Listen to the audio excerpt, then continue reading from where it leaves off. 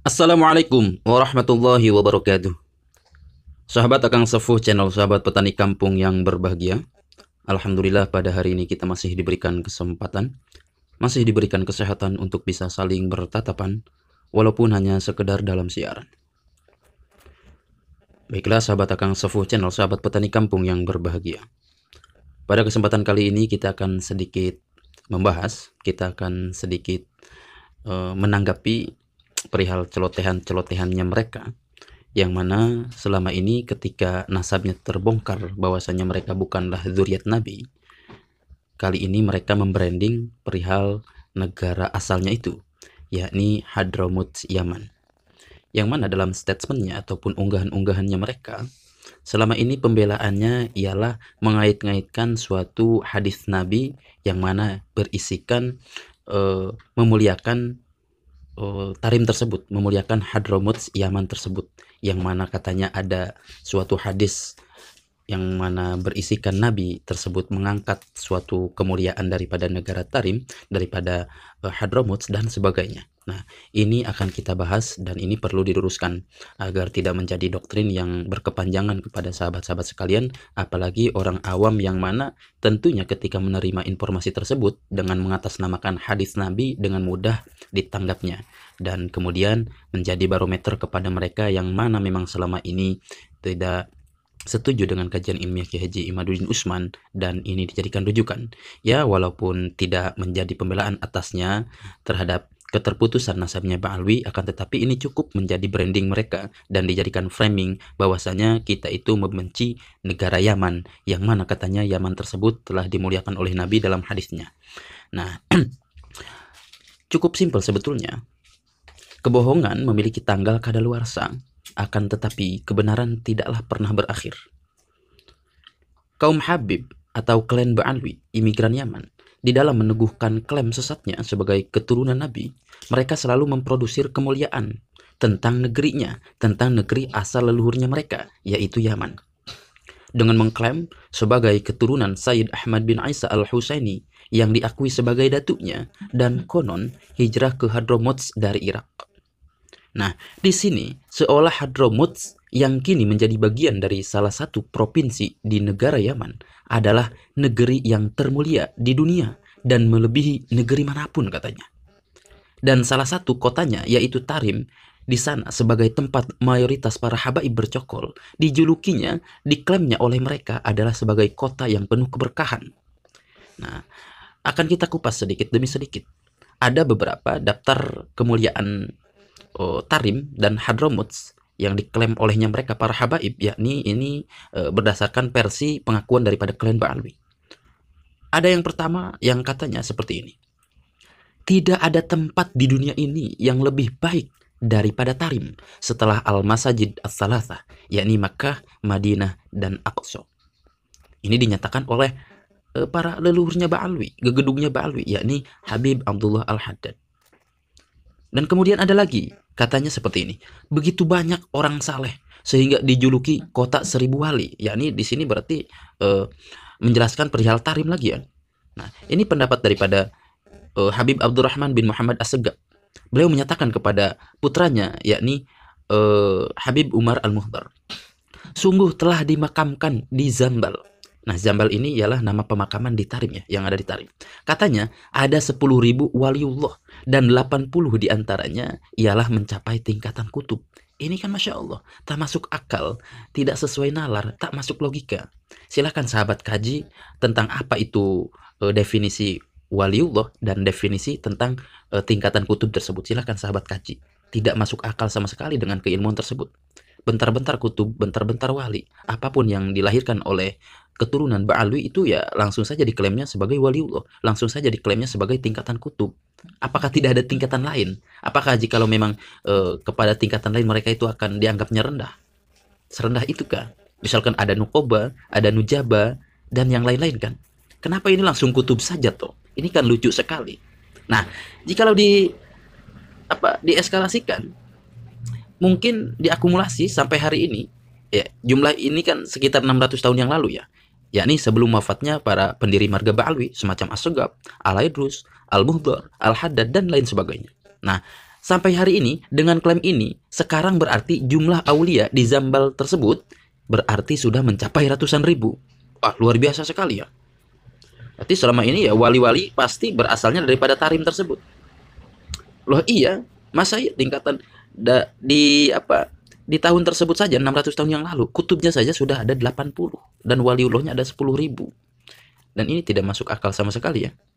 Ya harusnya kan namanya banyak wali di sana, apalagi 80 kutub itu ada di sana. Ya tarim itu ya tidak seperti sekarang, Yaman tidak seperti sekarang. Dan jikalau dibalikan, apakah karena ada kedustaan tersebut sehingga Yaman sekarang menjadi negara termiskin di dunia? Bisa saja kan. Dan kemudian ada lagi, ini pendapatnya dari Habib Muhammad bin Abu Bakar Ba'abad.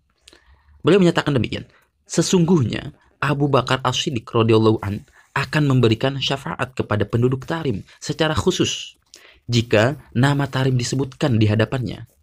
Nah, beliau berkata, sungguh berbahagia penduduknya kelak di hari kiamat. Abu Bakar As-Siddiq akan memegang semua penduduk Tarim dalam genggamannya dan membawa mereka ke dalam surga. Bahkan ada lagi, ini perkataan daripada Habib Abdullah bin Alwi Al-Haddad. Beliau menyatakan seperti ini, seandainya engkau mengeluarkan seluruh hartamu untuk mengunjungi kota Tarim, maka apa yang telah engkau dapatkan akan lebih banyak dari apa yang telah engkau keluarkan. Ini Masya Allah sekali kan. Kemudian ada lagi, katanya jalan di kota Tarim itu disebut sebagai guru, karena jika kalian berjalan di jalanan Tarim, kalian akan menemukan banyak orang-orang yang akan menunjukkan kebaikan, atau majelis ilmu, atau bahkan menasihatimu ketika kita ada kekurangan.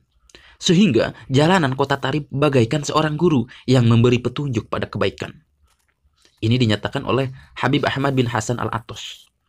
Nah kemudian ada lagi dari Habib Umar bin Alwi Al-Kaf, yakni dijuluki katanya si Baweh Tarim.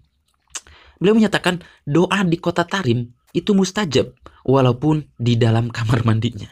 Ya keren sekali kan ya. Di Tarim di kamar mandinya aja di mustajab, diijabah gitu, apalagi ya mungkin di makamnya tadi ya yang ada 80 kutub dan 10.000 waliullah. Luar biasa sekali.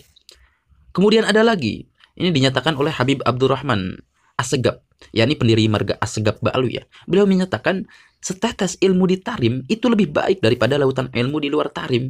Ya berarti di luar Tarim itu ada Makkah, ada Madinah, dan sebagainya. Yang mana sungguh luar biasa sekali berarti ini Tarim ya. Dan ada lagi juga dari Habib Ahmad Al-Attos, beliau menyatakan jalanan Tarim adalah guru daripada orang yang tidak memiliki guru. Ya, makanya kita nih yang tidak punya guru, kita ke Tarim aja lah. Di situ banyak jalan, ya wis kita. Gimana? Oh, coba ngaji Nahu Sorob kepada jalan yang ada di Tarim. Bisa nggak coba jalan Tarim? Misalkan ada jalan, kemudian ada apa ya, ganggurungan ya. Kalau bahasa kita itu gunggurungan, tempat nongkrongnya atau di pinggir-pinggir jalan. Langsung saja ke sana. Kita pengen ilmu Nahu Sorob, pengen bisa Nahu Sorob, pengen bisa Al-Quran. Terus coba nyorok ke dia. Bisa nggak coba jalanannya? Jalanan Tarim kan adalah guru katanya daripada orang yang tidak memiliki guru. Silakan. Simpel sekali kita berjalan kepada berguru kepada benda yang mana tidak bisa berucap, apalagi berpikir, yakni jalanan tersebut. Malah dijadikan guru. Ini kan sungguh lucu sekali ya. Kemudian ada lagi, ini dari Habib lagi, Habib Ali bin Muhammad Al-Habsyi. Beliau menyatakan, andai ia, yakni ianya di sini dikhitabkan kepada seorang syekh ya, seorang syekh dari Maghribi. Andai ia mengetahui hakikat mereka, nah mereka ini dikhitabkan kepada tentunya tokoh-tokoh yang ada di Hadramut yang mana hidup di zaman itu. Andai ia mengetahui hakikat mereka, pastilah mereka itu lebih agung dari malaikat. Sedangkan malaikat itu maksum berdasarkan nas Al-Quran. Wah, ini luar biasa sekali. Mereka lebih agung pemirsa daripada malaikat yang mana tentunya sudah maksum, tentunya maksumnya dijelaskan berdasarkan nas Al-Quran. Dan masih banyak lagi narasi-narasi mengagungkan Hadramut dan kota Tarim yang demikian luar biasa dan bombastis. Tentunya sebagai orang berakal kita bisa melihat bagaimana Hadramut sejak dahulu hingga kini kondisinya. Apakah layak dianggap sebagai salah satu pusat peradaban Islam dari segala sisi? Lalu bagaimana dengan kota-kota di Irak dan Iran, tempat berkumpulnya mayoritas marga Al-Husaini? Bagaimana pula dengan kota gudangnya para wali dari banyak mursyid thariqah di Fes Maroko, dan kota-kota lainnya yang membentang dari Mesir hingga Maghribi yang banyak dihuni marga Al-Hasani. Ini juga belum termasuk Syam, yakni Palestina, Syria, dan Yordania. Masa semua kota-kota tersebut kalah kualitasnya oleh sebuah klan ranting kecil dari keturunan Ubaidillah yang mana mengaku sebagai salah satu dari putra Sayyid Ahmad bin Isa. Ini kan konyol sekali. Anehnya, mereka kok dulu berbondong-bondong hijrah ke Nusantara ini bila memang Hadramut itu sehebat itu kualitasnya. Dan yang lebih aneh lagi, kok mereka tidak pulang kampung saja ke negeri asalnya yang katanya penuh keberkahan itu. Hanya orang berakal sehat yang akan bisa mencermati segala kejanggalan ini. Memang benar, Yaman adalah negeri yang kemuliaannya banyak disebut di dalam riwayat hadis Nabi Shallallahu Alaihi Wasallam. Walaupun kondisi kekinian Yaman sedang diuji dan didera konflik yang seolah tidak berkesudahan. Namun, kisah perjalanan suatu bangsa memang ada naik dan turunnya. Ada masa jaya sekaligus ada masa-masa sulitnya pula. Kelak, seluruh sabda Nabi tersebut niscaya akan menuai pembuktiannya. Yaman kekinian adalah kekacauan dan kemiskinan. Akibat konflik politik dan militer yang selalu melanda sedari dahulu hingga sekarang. Membuat Yaman menjadi negara yang memprihatinkan. PBB telah menetapkan Yaman sebagai negara termiskin di dunia dan tempat bagi krisis kemanusiaan terburuk. Ini dilansir oleh BBC, sekitar 24 juta orang Yaman di sana, yaitu sekitar 80% dari populasinya bergantung pada bantuan kemanusiaan untuk bertahan hidup dan jutaan berada di ambang kelaparan. Walaupun toh demikian, ya banyak sekali hal ini berdasarkan dalil yang mana menunjukkan sebagai keutamaan Yaman. Di antaranya seperti ini. Ada suatu dalil, suatu hadis yang menyatakan bahwasanya sebaik-baiknya penduduk dunia itu ialah Yaman. Ya seperti ini. Rasulullah telah mengabarkan kepada para sahabatnya mengenai keutamaan penduduk Yaman ketimbang penduduk lainnya. Seperti mana ya dijelaskan oleh hadis ini dari Jubair bin Mut'im. Jubair bin Mut'im daripada bapaknya kemudian menyatakan seperti ini. Kunna ma'a Rasulillah sallallahu alaihi wasallam bi tariqin baina Makkah wal Madinah. Faqala, kata Nabi, yushiku ayyatlu alaikum ahlul Yaman ka'annaha qita'us sahabi aw qita'atu sahabin hum khiyaru man fil ard. Nah, suatu ketika, ini cerita daripada Jubair bin Mut'im ya, daripada bapaknya, kami bersama Rasulullah dalam sebuah perjalanan antara Makkah dan Madinah. Nah, saat itu Nabi bersabda, hampir-hampir bangsa Yaman melebihi kalian. Mereka bak segumpal awan. Mereka adalah sebaik-baiknya penduduk bumi. Diriwayatkan oleh Imam Ahmad, Imam Bukhari, dan Imam Al-Baihaqi. Silahkan cek redaksinya, keabsahan referensinya, monggo silahkan cek saja. Apabila ada kesalahan dalam penyampaian saya, monggo koreksi, sarana, dan sebagainya. Dan kemudian ada lagi yang katanya keberkahan itu melingkupi Yaman. Rasulullah juga telah mendoakan agar keberkahan melingkupi Yaman dan penduduknya. Ini disampaikan oleh Ibnu Umar. Nabi SAW mendoakan Yaman, Allahumma barik lana fi Syamina, Allahumma barik lana fi Yamanina. Nah, itu saja diluncurkan. Nabi mendoakan Yaman, dan bahkan kemudian ada yang menanyakan perihal Najd pun Nabi tetap menjawabnya Allahumma barik lana fi Yamanina. Nah, seperti ini juga redaksi komplitnya yang mana memang juga berkaitan dengan doa ini, yang mana sahabat tersebut menanyakan perihal Najd, bukan hanya Syam, bukan hanya Yaman. Jadi ini diriwayatkan oleh Ali bin Abdullah.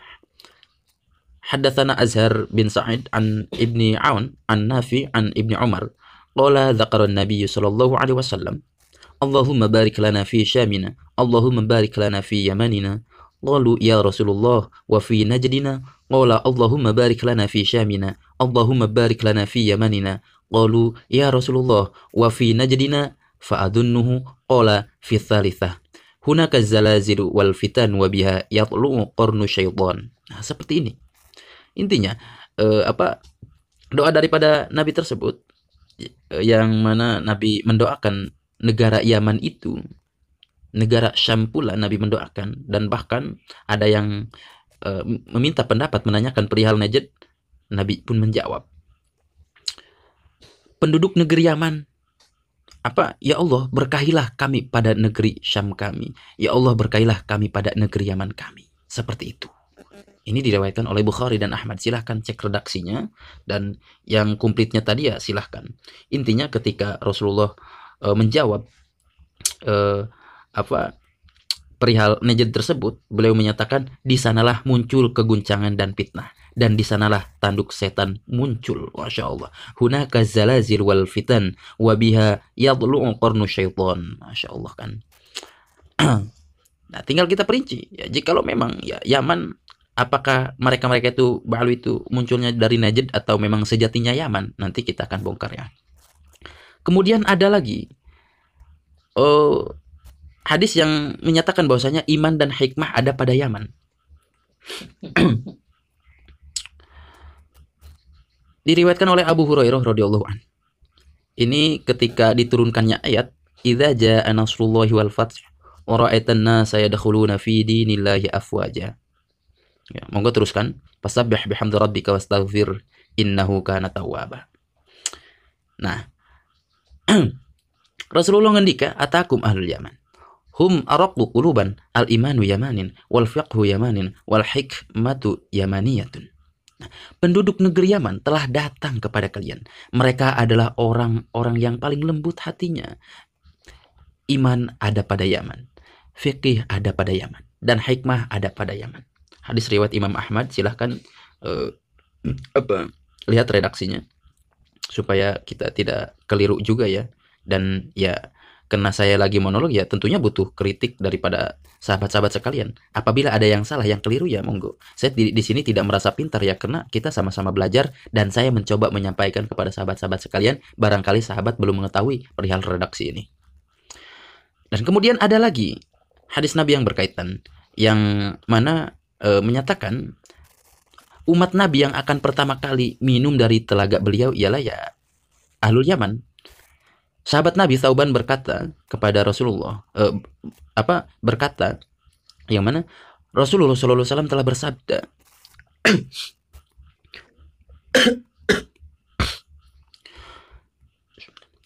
inni la bi'uqri haudi udhudun nasa li ahlil yamani adribu bi'asaya hatta yarfaddu alaihim. Nah, sesungguhnya kelak aku akan berada di samping telagaku. Kemudian aku akan menghalangi orang-orang yang akan meminum dari telagaku, agar penduduk Yaman dapat meminumnya terlebih dahulu. Aku memukul dengan tongkatku, sehingga air telaga tersebut mengalir untuk mereka. Diriwayatkan oleh Imam Muslim. Silahkan baca redaksinya. Nah, kemudian ada lagi yang mana menjelaskan perihal tentaranya Allah di masa fitnah. Abdullah bin Hawalah mengatakan seperti ini. Nabi SAW bersabda, saya sirul amru ila an takunu junudan mujannadatan jundun bisyam wa jundun bil Yaman wa jundun bil Iraq. Qala Ibnu Hawalah, khirli ya Rasulullah in adraktu dhalik. Faqala alaika bisyam fa innaha khairatullah min ardi yajtabi ilayya khiratahu. Berarti fa innaha khiratullahi min ardi yajtabi ilayya khiratahu min ibadih. Fa amma in abaitum fa alaikum biyamanikum wasqau min gudurikum fa innallaha tawakkalali bisyami wa ahlihi. Nah, pada akhirnya umat Islam akan menjadi pasukan perang. Satu pasukan di Syam, satu pasukan di Yaman, dan satu lagi pasukan di Irak. Hendaklah kalian memilih Syam, karena ia adalah negeri pilihan Allah. Allah kumpulkan di sana hamba-hamba pilihannya. Jika tak bisa, hendaklah kalian memilih Yaman dan berilah minum, yakni hewan kalian, dari kolam-kolam, yakni di lembahnya ya. Karena Allah menjamin untukku negeri Syam serta penduduknya. Diriwayatkan oleh Abu Daud dan Imam Ahmad, Al-Hakim dan Ibnu Hibban. Silahkan cek. Nah, kemudian Rasulullah juga menyatakan tentang kemuliaan penduduk Yaman, sifat mulia penduduk Yaman. Rasulullah SAW menyebutkan bahwa penduduk Yamanlah yang pertama kali meneladankan jabat tangan. Anas bin Malik berkata, Nabi bersabda, "Qad ja'akum ahlul yamani wa hum awwalu man ja'a bil musafahah." Sesungguhnya telah datang kepada kalian penduduk Yaman. Merekalah di sini penduduk Yaman, pelopor pertama dalam hal berjabat tangan. Nah, penduduk Yaman dalam sejarah juga dikenal bersemangat dalam menuntut ilmu, sebagaimana diceritakan dalam sebuah hadis yang diriwayatkan oleh juga Anas bin Malik.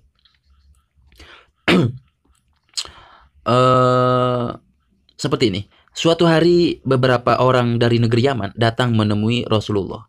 Seraya berkata, "Ib'ats ma'ana rajulan yu'allimuna sunnata wal islam." Wahai Rasulullah, kirimkanlah untuk kami seseorang yang akan mengajari kami sunnah dan Islam. Lalu Rasulullah ngendika, menarik tangan Abu Ubaidillah seraya ngendika, "Hadza aminu hadhil ummah." Ini orangnya, dialah penjaga umat ini. Nah, penduduk Yaman juga disebut sebagai umat Nabi yang amalnya akan membuat iri para sahabatnya. Dari Abu Sa'id Al-Khudri radhiyallahu an, beliau mengatakan, Rasulullah SAW bersabda, "Innahu sayati qaumun tahkiruna a'malakum ila a'malihim." Sesungguhnya akan datang kaum yang kalian akan merasa minder jika membandingkan amalan kalian dengan amalan mereka. Kemudian mereka menyatakan, "Apakah mereka kaum dari Quraisy ya Rasulullah?" Tanya para sahabat. Kemudian Nabi ngendika menjawab, "La, walakinnahum ahlul Yaman."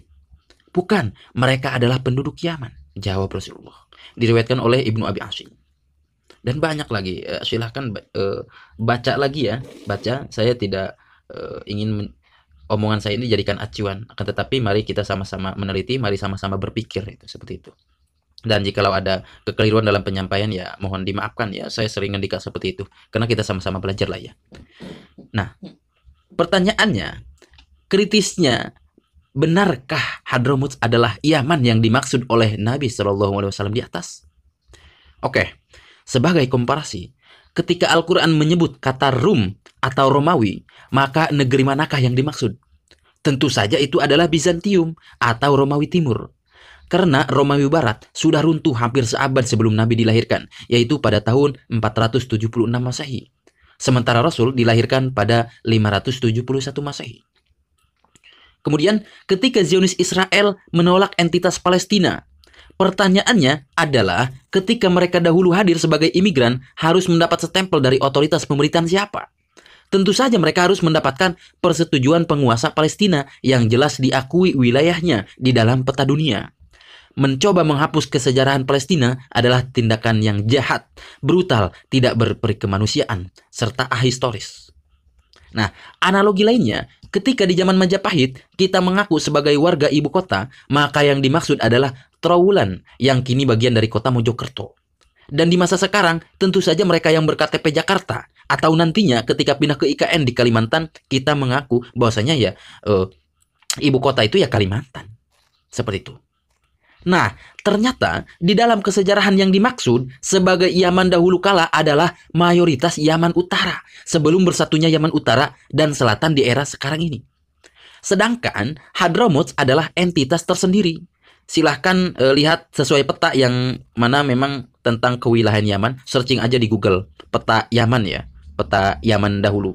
Ya, Yaman Utara atau Yaman Selatan ya, atau Hadramut. Coba komparasikan ya. Nah, karena Yaman di masa Rasulullah adalah daerah teritorial yang mayoritas masih menganut agama Kristen di bagian utaranya, yakni Najran. Serta bagian selatan sebagai daerah yang pernah dikuasai kerajaan Himyar yang beragama Yahudi sebelum dihancurkan Bizantium. Nah, setelah itu, keduanya berangsur memeluk Islam dan melebur menjadi satu.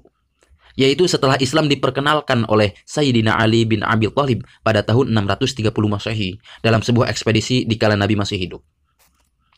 Nah, berikut saya peta-petakan pembagian Jazirah Arab di masa Nabi SAW. Nah, yang pertama ada Hijaz. Hijaz ini terletak di sebuah tenggara tepian Laut Merah. Wilayah ini penting karena ada Ka'bah di Mekah. Nah, kemudian ada Yaman. Yaman terletak di sebelah selatan Mekah dan di sebelah selatannya adalah Samudra Hindia. Dan Hadramut. Nah, Hadramut terletak di sebelah timur Yaman. Sebelah selamanya juga Samudra Hindia ya, sebelahnya juga. sebelah selatannya juga Samudra Hindia. Nah, kemudian ada Murrah. Murrah terletak di sebelah timur Hadramut. Ada juga Oman. Oman terletak di sebelah utaranya Murrah, yakni tepian Teluk Persia. Kemudian ada Al-Hasa. Al-Hasa berada di tepian pantai Teluk Persia, memanjang hingga Sungai Efrat. Efrat atau Eufrat, silahkan gimana aja bacanya lah ya. Kemudian ada Najd. Nah, Najd yang seperti tadi, disitulah muncul tanduk syaiton kata Nabi dalam hadisnya. Nah, Najd ialah dataran luas berbatasan dengan Syam antara Hijaz dan Yamamah. Kemudian ada Al-Ahqab. Al-Ahqab atau Al-Ahqab. Ini terletak di selatan sebelah barat daya Oman. Nah, jadi kini semakin jelas bahwa Hadramut bukan bagian dari negeri Yaman sebagaimana yang dimaksud oleh Rasulullah ketika bersabda tentang kemuliaan Yaman. Nah, kesimpulannya seperti ini. Klaim Ba'alwi yang terbukti menyesatkan umat dengan mengaku sebagai keturunan Nabi, padahal sudah gagal dari segala pembuktian, kini semakin tragis nasibnya. Mereka yang selalu mengagungkan datuknya secara berlebihan juga telah diulas segala kejanggalannya melalui banyak kajian. Dan tidak cukup itu saja. Ternyata klaim bombastis akan Hadramut yang dikaitkan dengan kemuliaan Yaman ternyata telah terbukti tidak benar adanya. Ini berdasarkan peta kesejarahan di masa Rasulullah SAW. Nah, benarlah kata pepatah, suatu kebohongan akan melahirkan kebohongan-kebohongan berikutnya untuk menutupi kebohongan pertama. Marilah kita waspada akan semua tipu muslihat bila ingin menjadi bangsa yang benar-benar merdeka. Nah, mungkin itu saja yang bisa saya sampaikan. Kurang lebihnya mohon dimaafkan apabila ada kekeliruan kata ataupun dalam penyampaian yang sulit dimengerti, tidak bisa dipahami oleh sahabat-sahabat sekalian. Dan mungkin kesalahan referensi mohon dimaafkan, kritik dan saran saya haturkan. Seperti itu saja yang bisa saya sampaikan. Wallahul muwaffiq ila aqwamit thoriq. Wassalamualaikum warahmatullahi wabarakatuh.